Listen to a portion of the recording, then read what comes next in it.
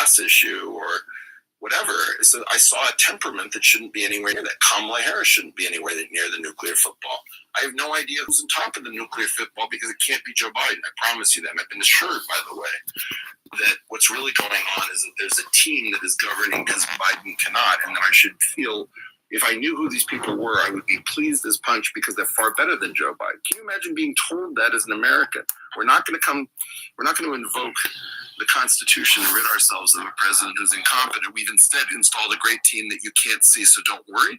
So in all of these situations, Chris, I think what's happening is we don't have the ability to slice and dice. The average person, I don't know if you've seen this poll that I'm running right at the moment, it's still live. I just think pro-choice and pro-life, the same category. And I asked the question, you want to pull it up on my Twitter feed and read it? Mm-hmm. By the way, anytime you do a poll on Twitter, you will always be told, you don't realize that this is biased because it's your audience, and you don't realize that your language is prejudicial. But it's funny that those complaints aren't levied at AP or Harris, because every poll is subject to something like this. This one's really instructive. Question: is your position on abortion, whatever it is, exactly the same for the day after conception as it is for the day before full-term birth? Yes, of course, 33%. No, of course not, 67%. 25,507 votes. There's a bit of time left. I don't think it's going to reverse though. Well, here's my question. First of all, is that already an interesting result? Because pro-life and pro-choice in their most staunch form are now sharing a position that it is either my body, my choice, or this is a life and it's always murder. So both of those are now grouped, and about 1/3 of the respondents hold a pro-life or pro-choice position. The comments are dominated by people saying, of course it's a life, this is a monstrous question, how can you even think about this, I don't believe in murder. So in other words, it's not even the pro-choice people, but the pro-life people who are dominating the comments. And it goes back to Yeats with the idea that the worst are full of passionate intensity and the best lack all conviction. It's not right, but it's the people within a clear ideological position feel very comfortable speaking. Mm-hmm. And the people who have a nuanced position have learned their lesson to shut up, the quiet middle. And this is why mere negative stuff on the internet doesn't have a lot of effect on me. I just say, oh my God, I've learned my lesson about the Chihuahua effect. The Chihuahua effect is that the annoying voices that just yap all day long have time because they're not doing anything productive. They're mean people. They're not that important. So I basically just block on civility. If you start using loaded language about clown, LOL, that stuff, I just block you because I can't afford to have that person in my head. What I don't know what to do with is the fact that people don't realize that neither pro-life nor pro-choice, as an example, captures an average thinking person's response to the complex embryology of pregnancy and cessation. I've always said that what is a position that that famous Peter question, what is a position that you hold that most people would disagree with? I don't actually know if this is the truth, but it's certainly one that people don't talk about. And mine is that both pro-life and pro-choice sound like the right answer to me. I've got permanent recency bias based on whoever the most like the closest proximity last guy was. If I've just watched Shapiro, that does make a lot of sense. So on and so on. I'm exactly the opposite. My feeling is that the only two positions I don't listen to in immigration theory is open borders and closed borders, because they're both exactly. This is my get a room position. Closed borders and open borders people should get a room. Pro-life and pro-choice people should get a room. The rest of us are trying to solve problems. I don't know what you guys are doing. And, it's not like I don't have absolutes in my life. I do. It's just that they're few and far between, and they have to be carefully chosen. And I think this has to do with Schelling points, if you know that concept. Assume I don't. So if you don't believe that conception or birth is the interceding in a pregnancy, then you're looking for some point that is much less well defined. Is it a particular Carnegie stage? Is it viability? If it's viability, what happens when the technology changes? What about frozen embryos, et cetera, et cetera? So we have this penchant for clear positions that are wrong over nuanced positions that are right but lack a good shelling point. And it's always been the case. I noticed this so long ago that. Good morning, good evening, good afternoon, and wherever you are. Welcome to Dreamy Dreamland. Hi, I'm your Sensei Al Bob, and I'm on the Bop. I'm at a friend's home, and we had gone to a nice dinner party where I knew all the people. And this is Ashpit, North Carolina, and I was the dude here for about 10 years, between 91 and 90. I left here kind of in 98 to go to Virginia. And basically, I was surrounded by people I knew. They were mostly college professors. They respected me for what I was here at the time that we were younger, that's in the 90s. And I was already kind of an accepted itinerant scholar, right? So I wasn't like going to a college and being adjunct and trying to get tenure or any of that kind of stuff, right? I was basically, being a research fellow at different universities working on projects, and none of them were my projects. I had a skill set within them.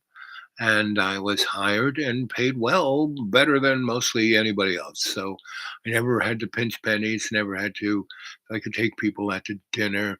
Asheville had, on top of the BB&T building, this very elitist lawyer, banker, politician club, which had Asheville had no restaurants, and this was a really good restaurant. I mean, there was a big fancy hotel.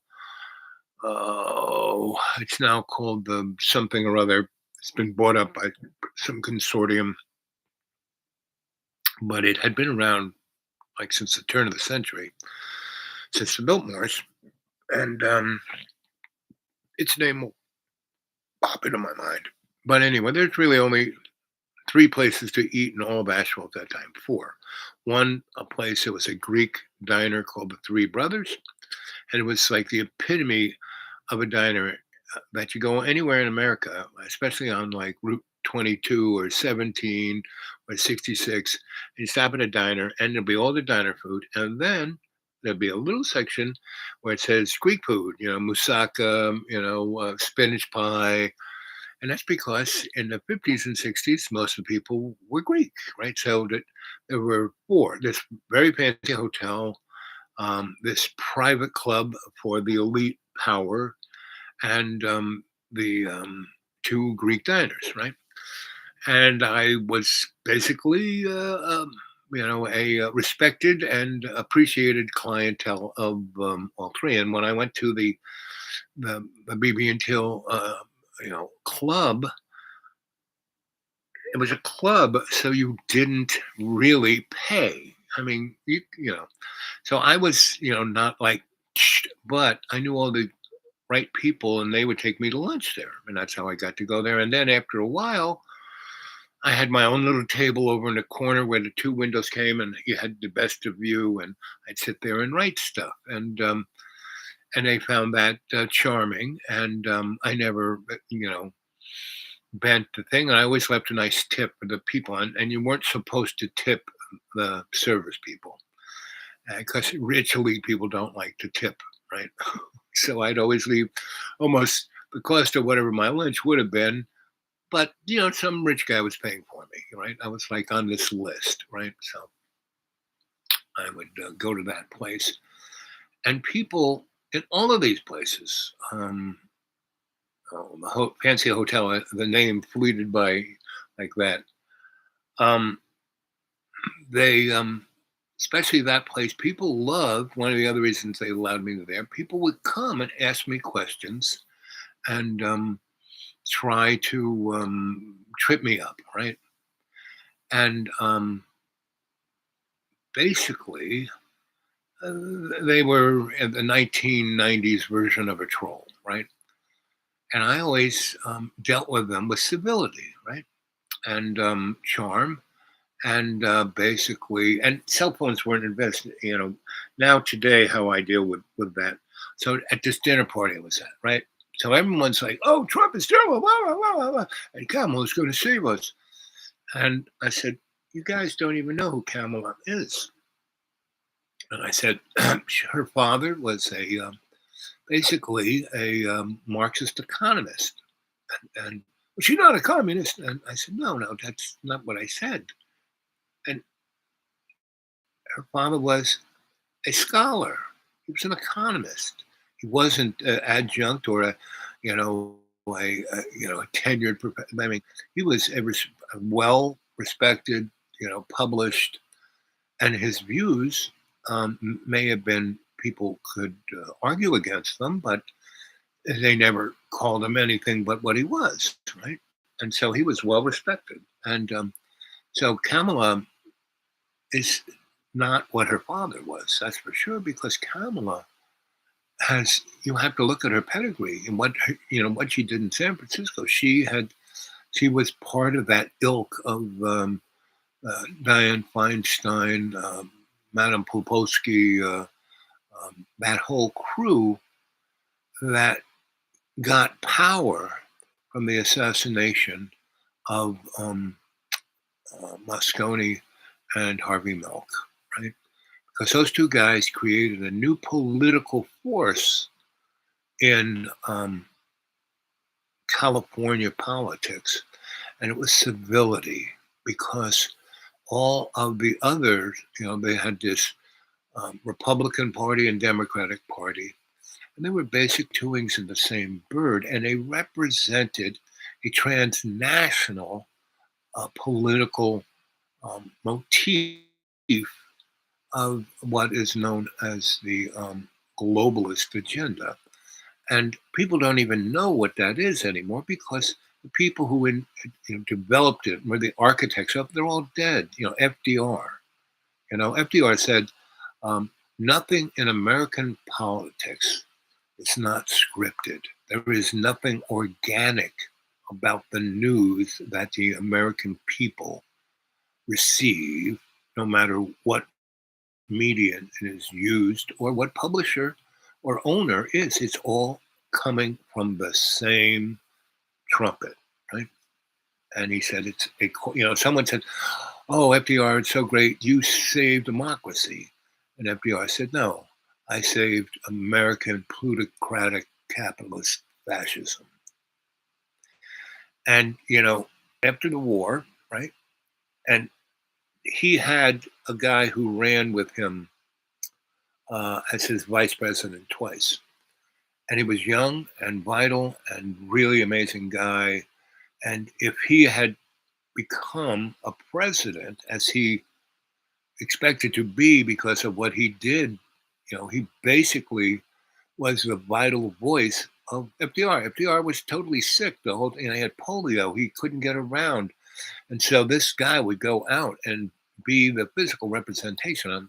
I'm drawing a blank on his name, but he was a brilliant guy, and he was from the mystery school scene, and the Theosophical Society, that scene, and guys like Gurdjieff and Ouspensky were his teachers, and he was a great writer and a poet, and he was also a geneticist and a farmer, right?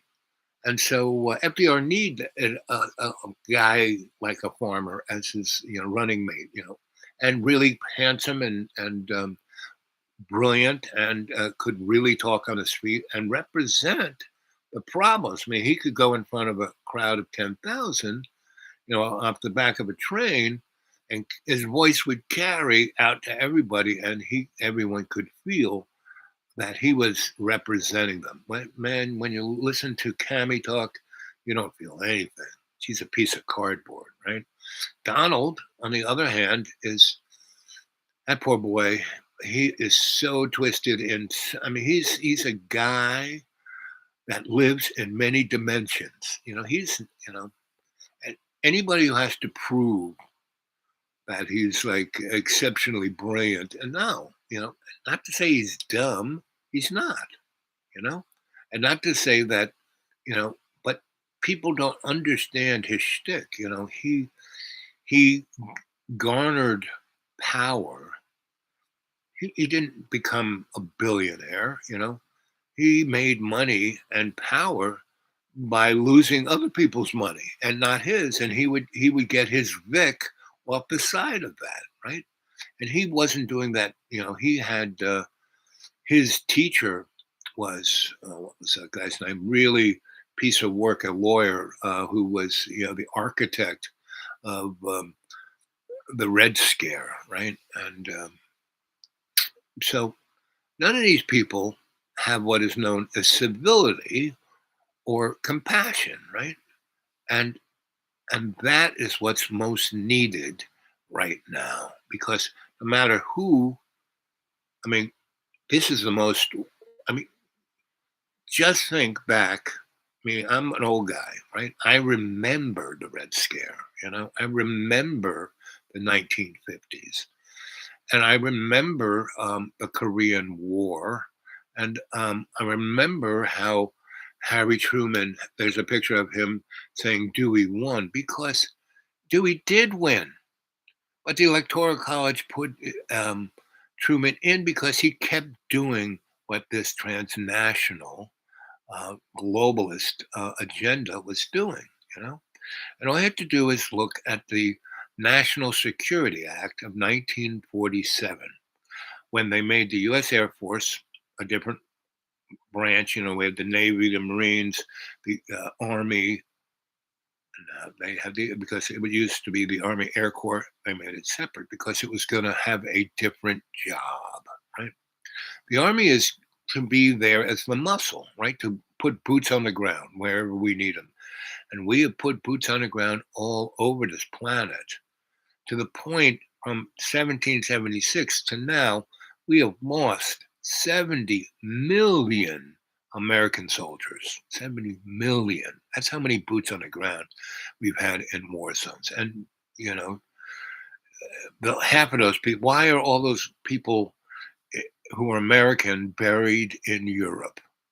There are a lot of bodies that came back on those Liberty ships. They had frozen body areas in the bottom of the boat, and they took them off. And a lot of guys came back, but not majority of them, because while we were fighting that war, we didn't want everyone to see how many. It's one thing for people to get, a telegram, and Marion's crying now, but if you had all those bodies, that's a pretty physical evidence of it, right? And that's why today we kind of barbecue the bodies, And, talking about barbecued bodies, the guy who was up on the roof in Pennsylvania,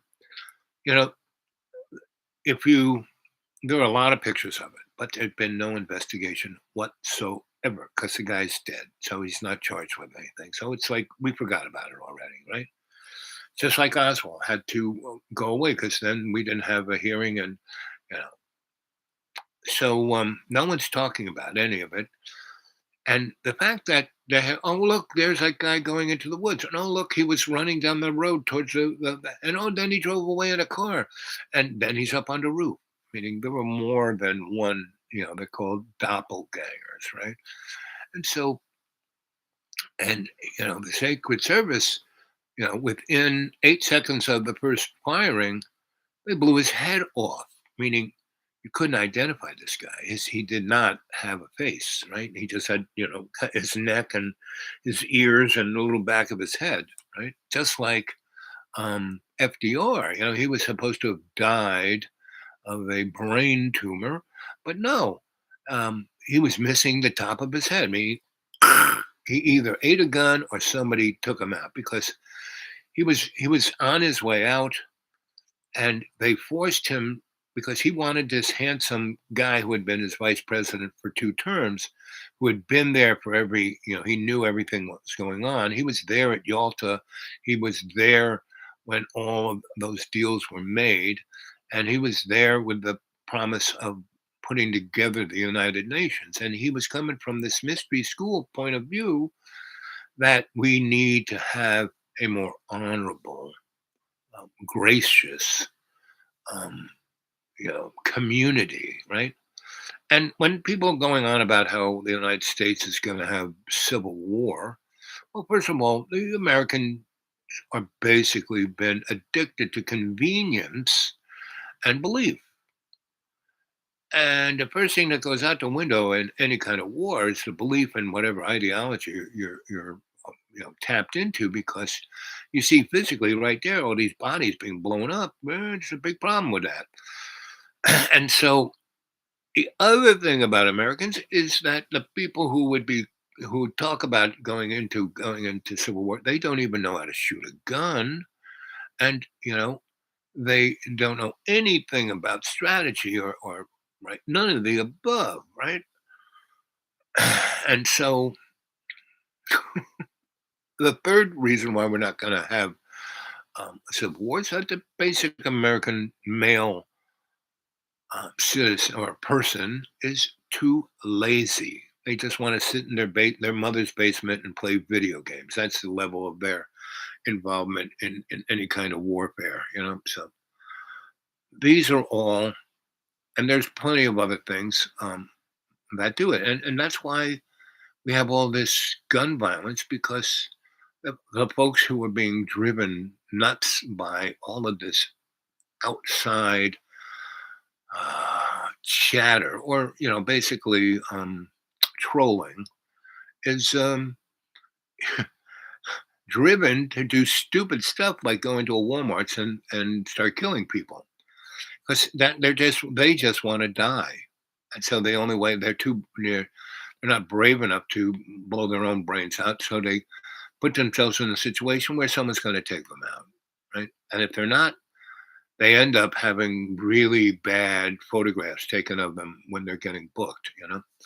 And then when, they get interviewed by the police, what comes out the other side is just trolling of them being trolls, right? So, like the guy who, I mean, please, some guys hanging out in a private golf course in a very public place, and he's in the bushes for 12 hours wearing a yellow shirt. Really? They didn't find him?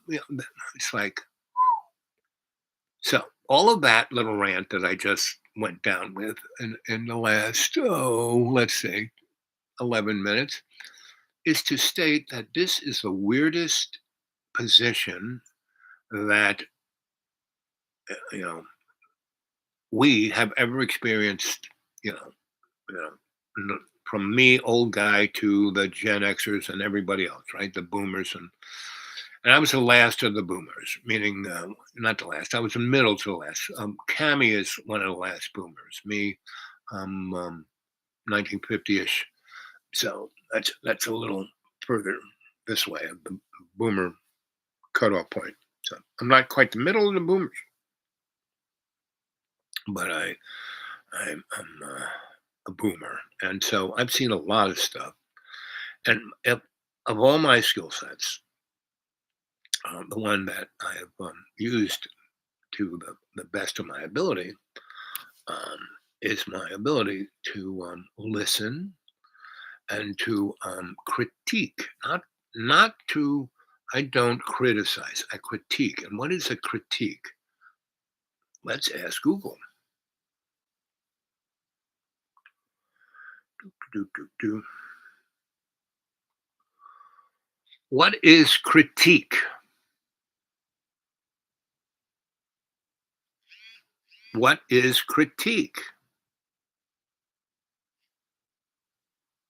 It's having problems. What is critique? Oh, it stopped. Okay, let's start. We'll start over again. What is the difference between critique and criticism?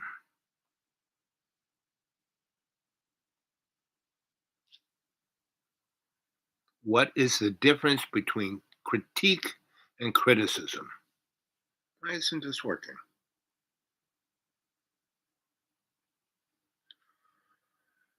Tap mic. What is the difference between critique and criticism? It's like it's not hearing me. What is the difference between critique and criticism? That's interesting. Well, I'm going to shut you down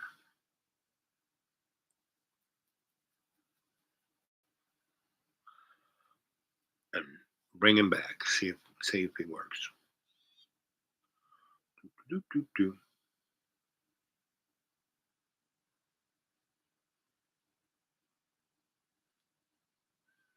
Hmm.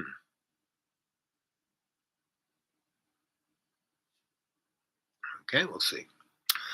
Anyway, does anyone out there know the difference between critique and criticism? Well, I'll tell you a little story. When I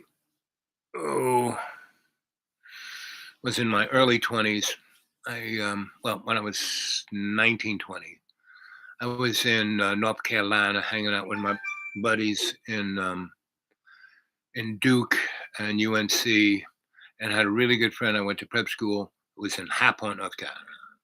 And that guy and two other teachers, and my father and another guy who was a really interesting. People called them hobos, and then they called them beatniks, and they were interesting people. People had experience, you know.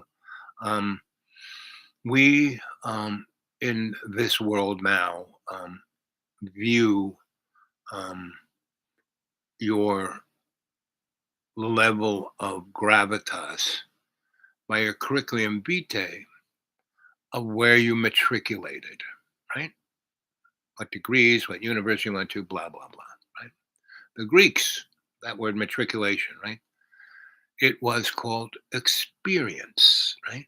And when you are in the university setting as an undergrad or even a grad student, you're not having any experience. You're being given a point of view in a propagandistic way because in today's universities and even in in all of America's universities, let's say, or even England's or France's, like for the last, let's say, 400 years, universities were paid for by rich people that wanted to educate people who could work for them to do their bidding, not for them to know knowledge or truth, right? That was for guys like Voltaire, right? Or Homer, right? But not for the guy, getting his degree in computer programming or even even theology. There is no theology in universities. There's schools of religion. You know. Okay, let's try these guys and see what they have to say about.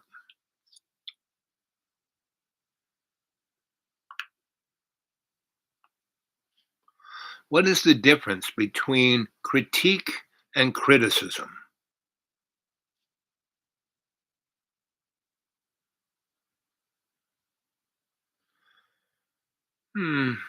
Critique and criticism are both forms of feedback, but they differ in their pursuit and tone and approach. Well, that's okay, but so what is that? All that, right? Let's see.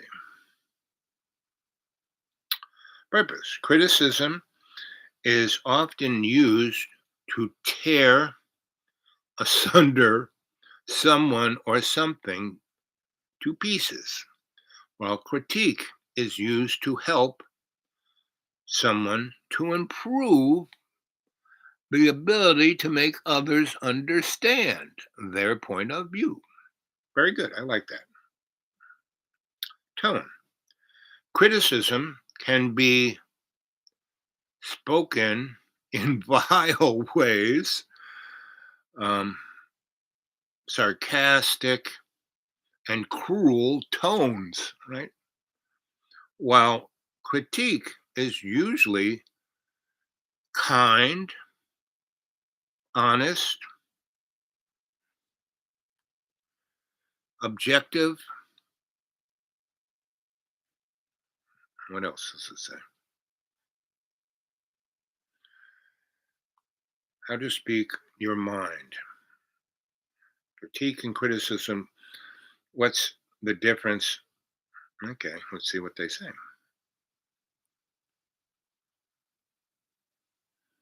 No, I don't want a commercial.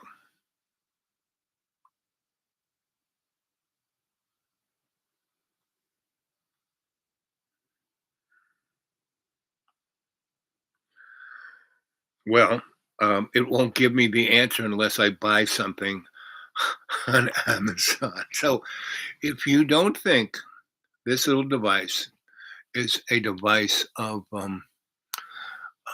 slavery, oppression, that is the, you know,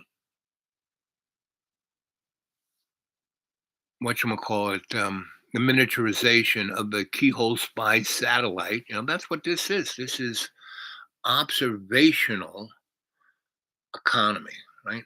It's spying that, Google should be paying us for using Google because they're getting a lot of more information about us than we're getting from them. Like that right there, it would only take me so far until I watched a whole commercial and then bought something. Really?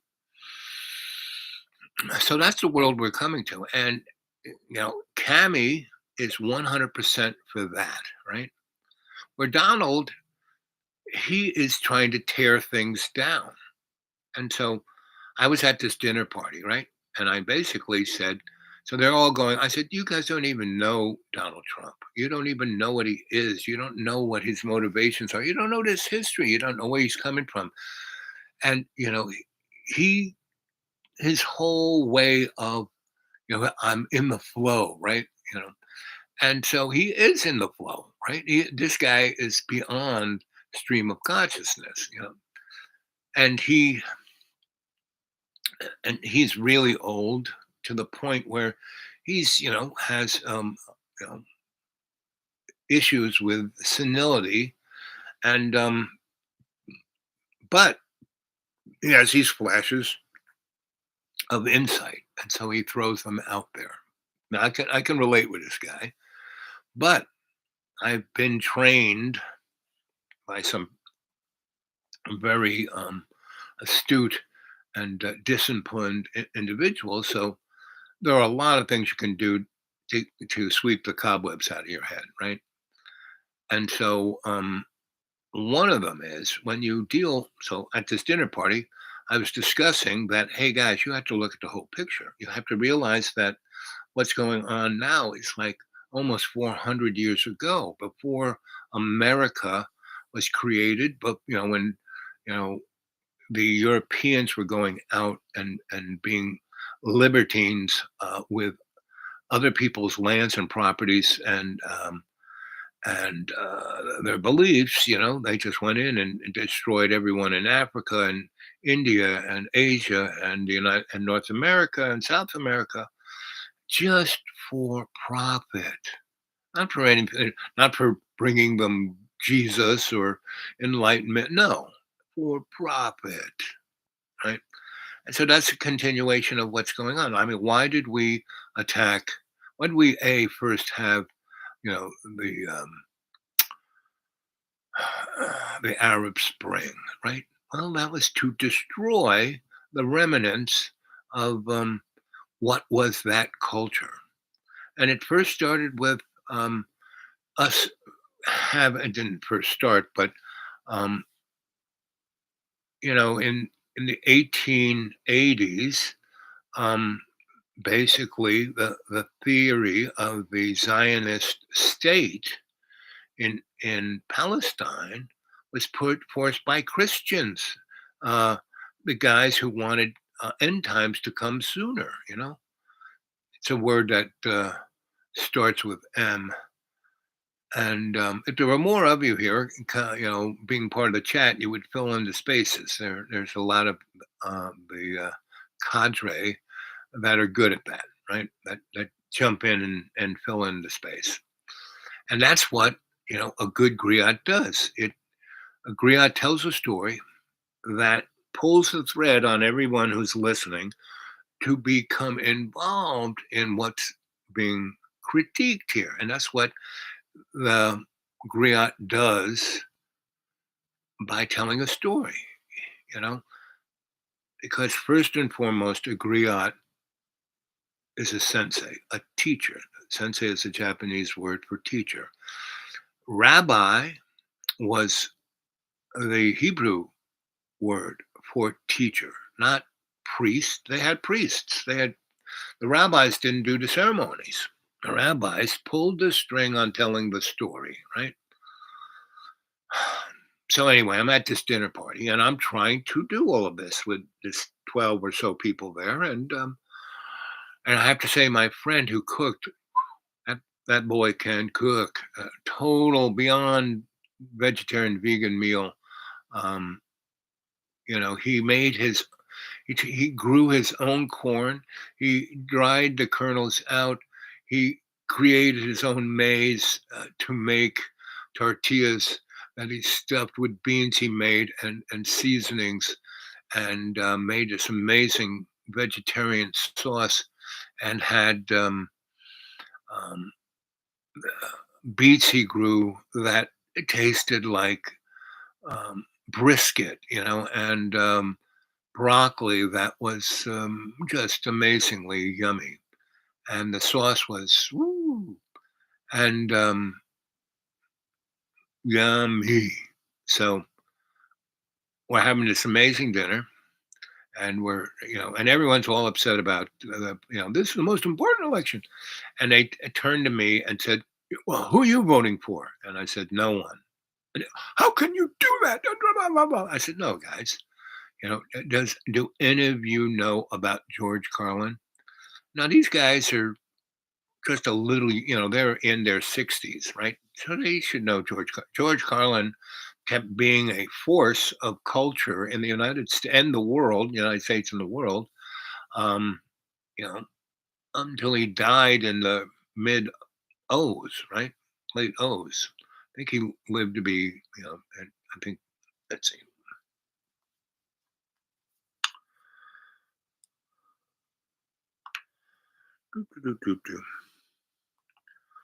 When did George Carlin die? George Carlin died on June 22nd, 2008. Oh, almost around when my mom died. My mom died in 888. Anyway,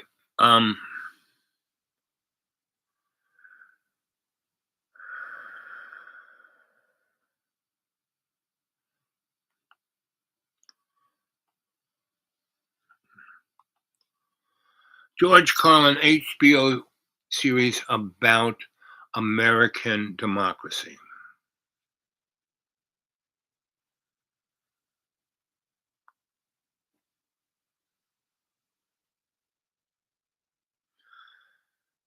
They want me to pay for it. Oh, here we go. Let's see if they'll play that.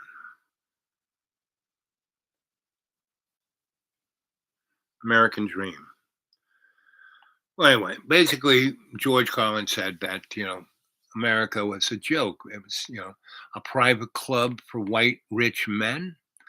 And none of us are members. And the only, choice we have is what color sprinkles we have on our donuts.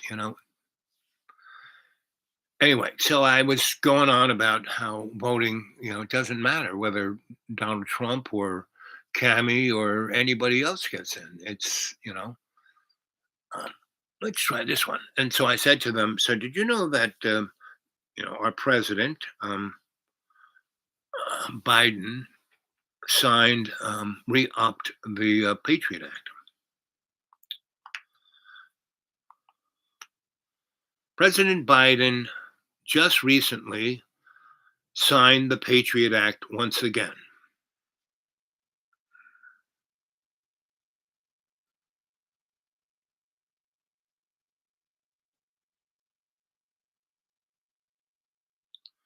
Biden signs National Defense Authorization Act.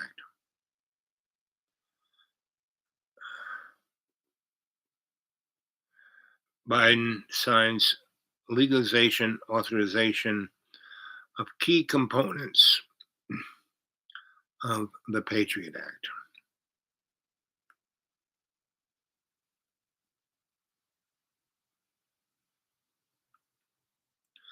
Biden signs bill extending key U.S. surveillance program after divisions nearly forced it to lapse. Let's see. Biden signs the reauthorization of certain aspects of the Patriot Act that were considered undemocratic and unconstitutional. So anyway, I read that to the folks, and they were like, and so I said, you know what that means? That means at any point, Biden, we are back in, martial law land, right? So you can be arrested for anything, right? I don't believe a word I say. And remember that I'm just a stand-up comedian telling you a funny story, right? And nobody's watching anyway. So, but I know you guys are. So, but remember, I'm what you call the loyal opposition, right? I'm here to assist you to move into a more humane situation because the choices we have right now aren't too humane, right? Now, part of you wants Donald to win, so he will destroy any even close beliefs that we live in democracy, right? He's going to just, he's going to basically take out the what's left of the social safety net, which were the crumbs of the bread and circus that we have now. But we don't really have the bread and circus that the Romans did. They had the the games and bread and circus, right? And we have fast food and big screen TVs, right? So that's the difference, right? The circus was more visceral, right? A lot of blood, and you saw it right there in front of you. Often, if you had a good seat, it would get splashed on you. And back in those days, they thought, that was like a sacred sacrament. Why do you think Jesus said, and this is my blood and this is my body, right? And why do so many Christian sects don't have sacrament, right? A lot of Baptist church don't do sacrament. Why? I ask them, and they can't. Well, it's too much. The people come and they can't stand more than 40 minutes of being here because they want to go up to Sunday dinner at Golden Corral. Anyway, that's like I said. These are only every 900 years or so do we get into strangeness. I mean, what's his name? Nero. Made his ass, not his ass, but his horse ass, as a senator in the Roman Senate, right? And all the other senators, oh, it's a joke, or oh no, that's a senator. Oh, they couldn't really complain, otherwise off with their head, right? And that's what most politicians go along to get along because they say to themselves, well, if I'm not here, they'll just put some other moron in my place who's worse than me. So I'm at least, being some kind of guardrail. And that's kind of what the transnational state of globalization was, where these guardrails that we didn't even know what they were, at least us people. And so all the people who were the architects of this are gone, and it was all written in secret. We never got to read the notes from Potsdam or Tripoli or Tehran. Tehran, the capital of Iran, is like where the whole planet was sliced up between Churchill, Stalin, and FDR. And that good looking guy who was vice president back there, right? And what's interesting is, let's see, that was like 45.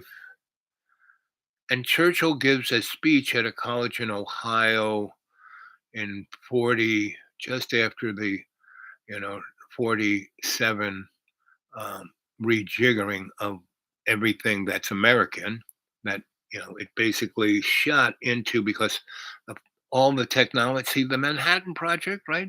Wasn't just the atom bomb. The atom bomb was the caveman end of the Manhattan Project. All of Tesla's experiments, energy weapons, time travel, the Montauk Project, which was called something else. And Tesla had, basically built Wardenclyffes in, middle part of Long Island, where in Shoreham, Long Island, where 40 years later, Long Island Lighting Company and Chase Manhattan Bank tried to build the Shoreham nuclear power plant, where they didn't need that there. So what was they doing there, right? And they were doing some really off the books sci-fi experiment, which was going to be, and in the end didn't quite work, right? But why is Brookhaven National Laboratories out there? Because of all the work, Tesla turned, everything from Freeport, Long Island, out to Montauk into a science experiment. He built a phased array that he bounced, radar waves, radio waves, off all the planets and measured it to the centimeter of, understanding E equals MC squared. I mean, they said that the thing that proved MC square was, an observation of the sun, blah, blah, blah. No, it was Tesla doing these really super sophisticated, very to the micron atom of the questions of light and time and mass, right? And that was the Manhattan Project because he lived in Manhattan, you know? So, if anyone who's been watching my shows, basically, I do this as a stream of content. I don't have any kind of script or anything. I usually kind of start off with the energy of whatever I experienced that day. And so this dinner party was part of that. And I try to express that I have no ideological stick in the fight. I don't care. It doesn't matter who wins because the outcome's going to be the same. And that is, there's going to be, and we have this war that's going to turn into nuclear war in Ukraine. And this war that's in the Gaza Strip and in Beirut and the Houthis and the whole Middle East, right? It's going to turn into a nuclear war, but not like Armageddon nuclear war. Russia will probably launch, 4 or 5 attacks, right? Because the Russian army is so unbelievably inept and incapable. They're 3 times the size of the Ukrainian army, and they're losing. By the end of this year, they will have lost 1 million guys, right? And the Ukrainians have lost quite a few too, probably 100 to 200,000. But their population, they were a fifth of the size of Russia. Russia had, guys in uniform, and in the National Guard, that was like 6 times the size of Ukraine's army. If Vlad really wanted to, take Ukraine, all he had to do is take all those people, put them on the thing, and march them in, right? And they could have brought thermoses of gasoline to make sure there'd be, because Russia brought in more armor into Ukraine and then ran out of gas and left it on the side of the road for Ukraine to drag back to the garage.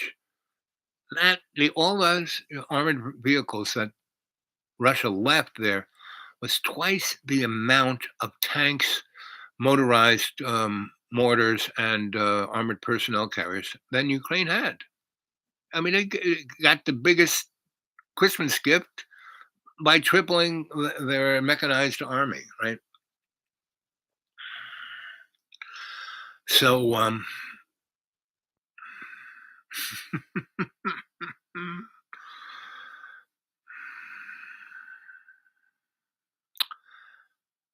And here we are going on almost 3 years of this war.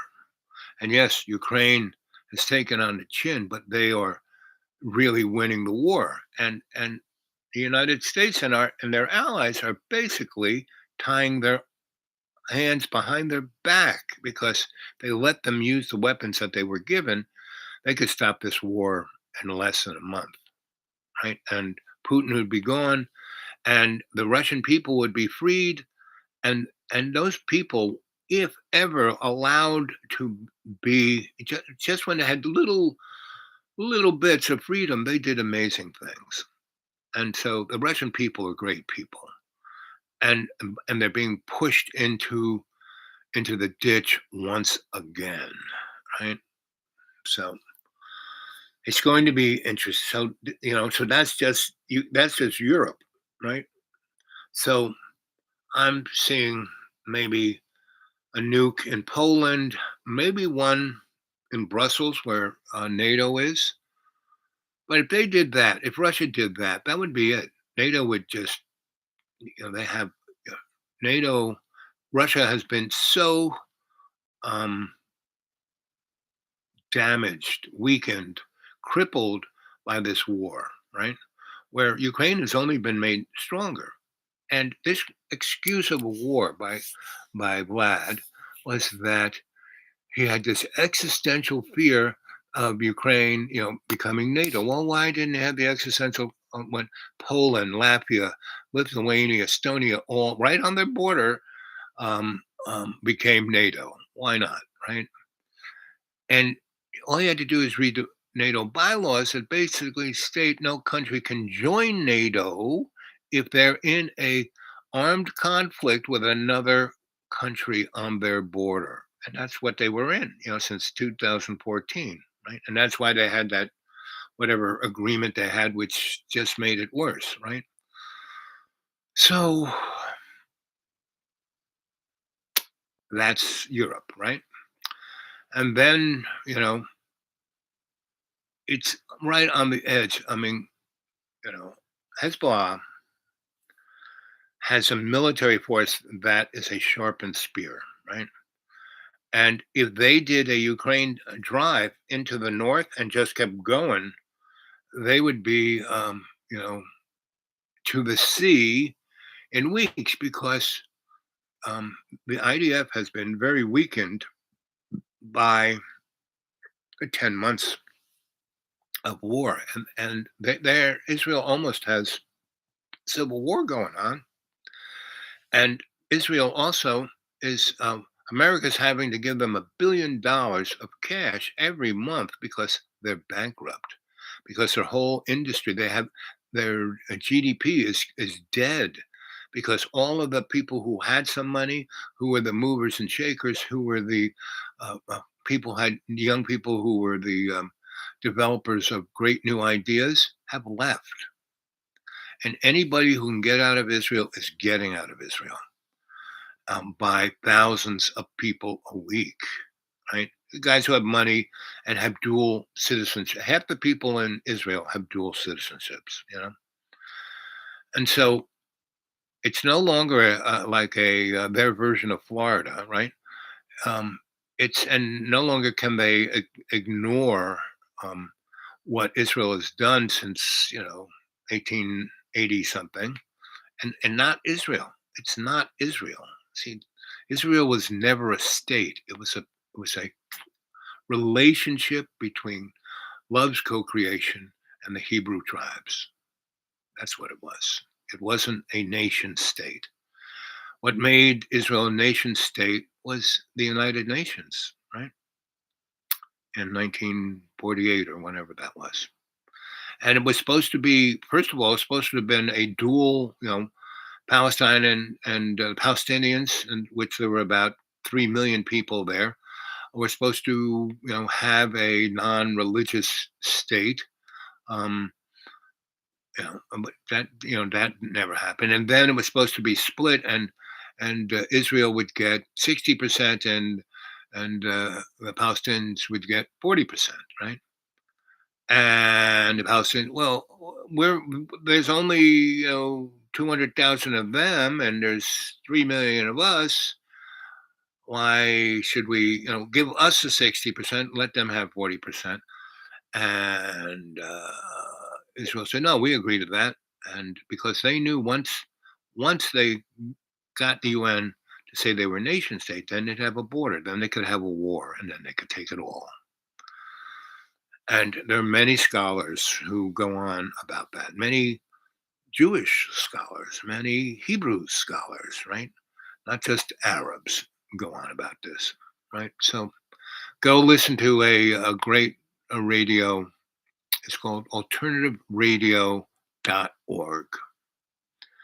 And there, if you go to ETSU or WETS, right, their.org or dot whatever it's for universities, whatever their dot is, they have all the shows, and it's an amazing radio station. So anyway, I've been talking now for 55 minutes, and no one's here. And what time is it? It's only 10:40.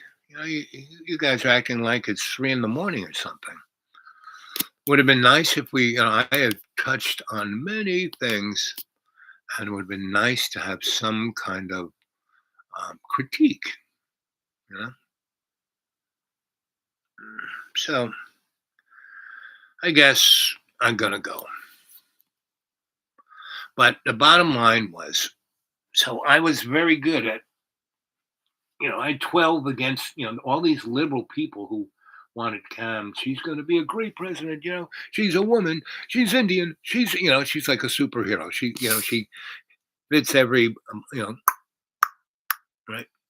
But if you look at it, if you listen to her, like when she was on that sparkly TV special with Oprah, what was totally frigging amazing.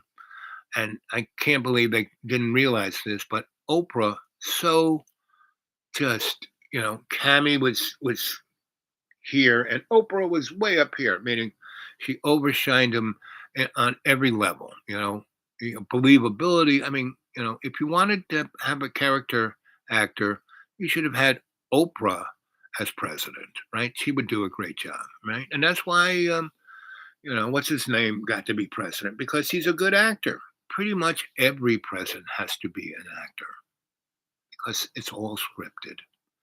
And the war in Ukraine is, it's the war of the two Vlads, and they're both reading a script.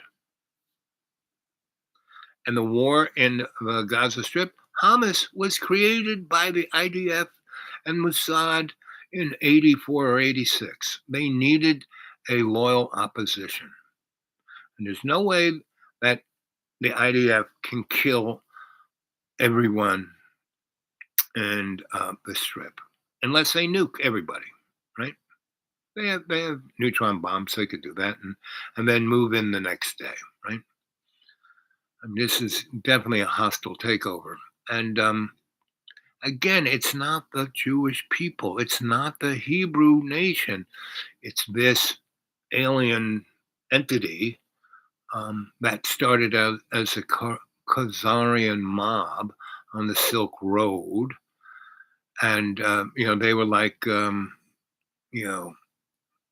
ISIS. They had their own caliphate. They would grab a chunk of property, and then the rich people were coming from Asia, and they would charge them taxes or just take all their stuff and kill them all, until the czar of that time went over and put his foot on their neck and said, stop this.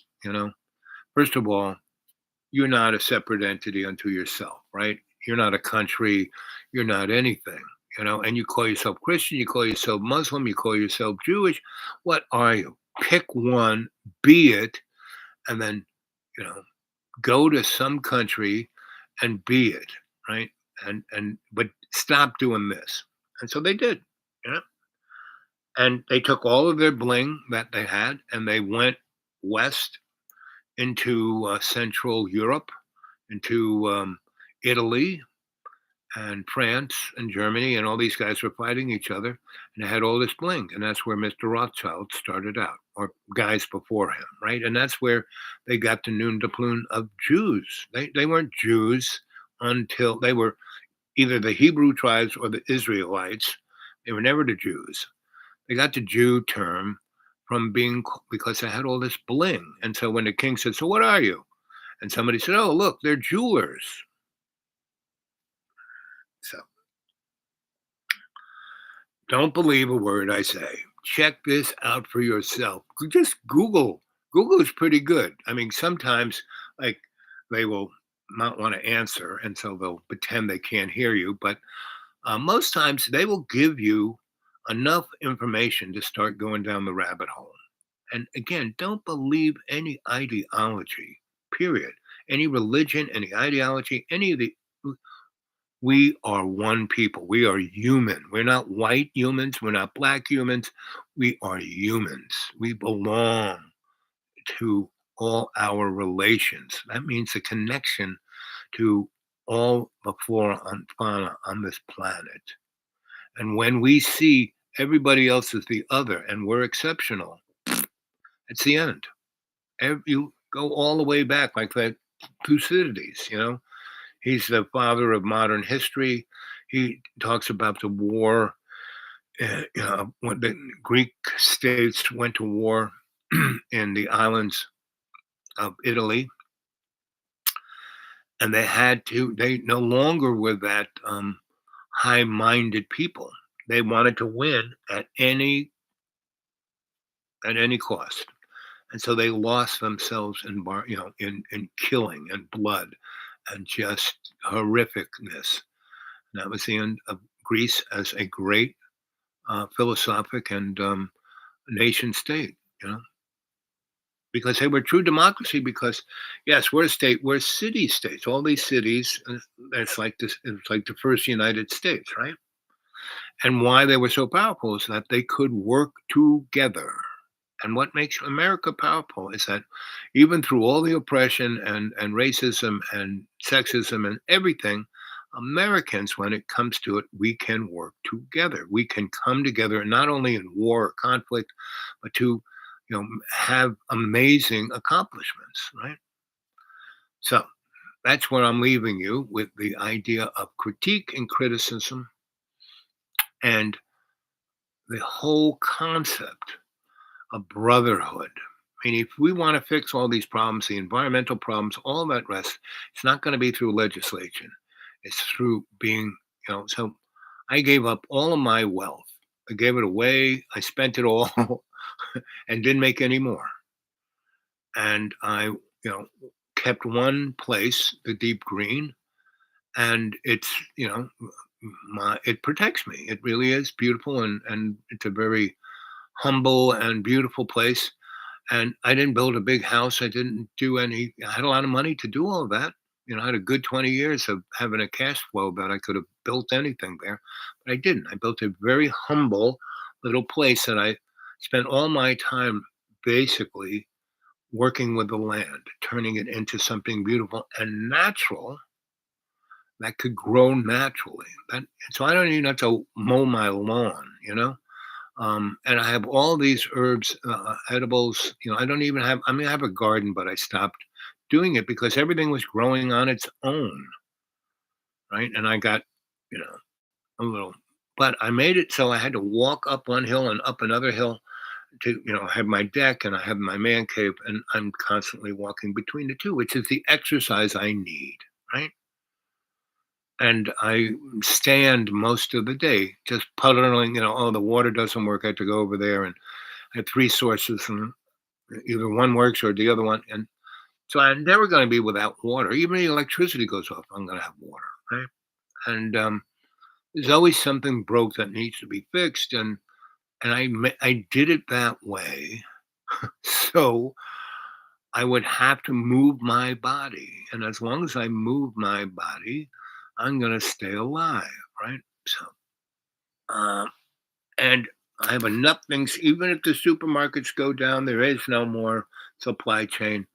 I have everything I need to survive.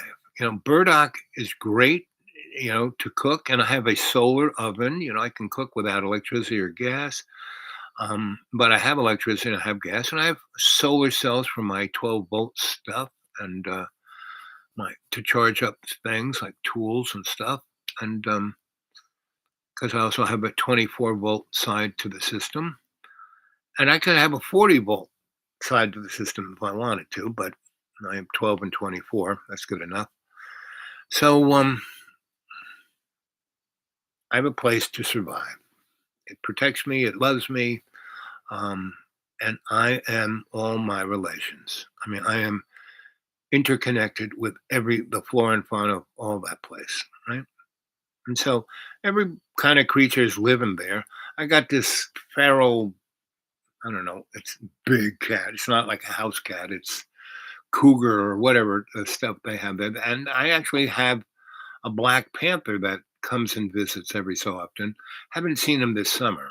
I don't know where it was a she, where she is Umo, and she comes to me in dreams sometimes. But I haven't. Last year was the last year I really, and so I would be on the deck and I'd write, and I would kind of nod off, right, and I'd kind of wake up because she'd be right over there, kind of just laying in the sun, and I would look at her, she'd smile, and then I would look at something else, and I'd look back, and she'd be gone.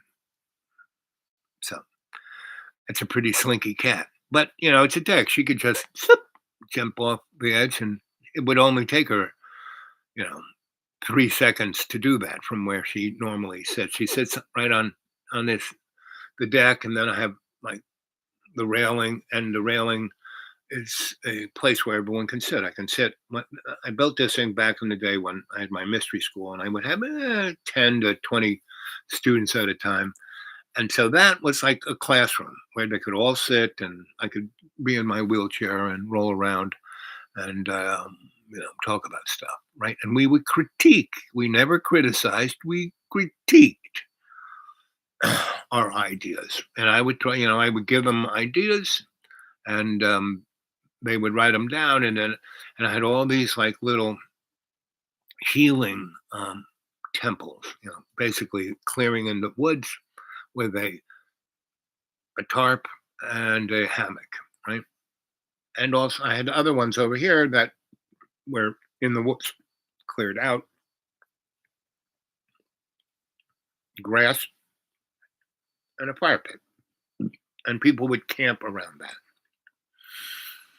I mean, it's still all there, It's I really haven't had any students in a good 10 years.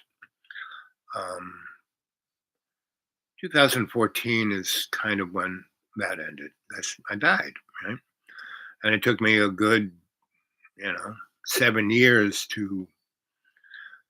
First year I was in a wheelchair, and and I had already kind of been in a wheelchair there. I mean, my legs were really, it's like 400 pounds, so it was really doing a number on and that's why my legs are so screwed up because it broke everything, right? Yet it still all works, right? So as long as everything still works, as long as I'm alive, I do what God tells me to do. It's not like, hey, I'll do this. No, it's like I move into something that I see that kind of needs to be done, and I don't. I've learned, the best way to be an activist is not to push anything.